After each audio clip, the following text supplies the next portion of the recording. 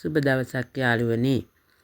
තැන්නහේන ෂන්ෂයින් පෙර පාසලේ ප්‍රධානාචාර්යවරියයි මේ.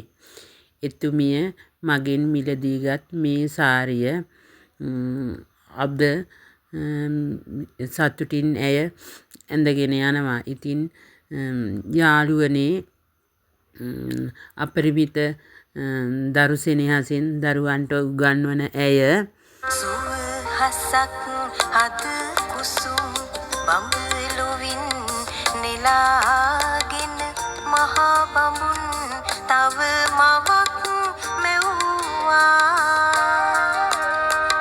ලක්මවගේ සිව් කොනින් පැමිණි දූපුත් නමින් ඇසිනෙහි කෙම්බිමක් තැනුවා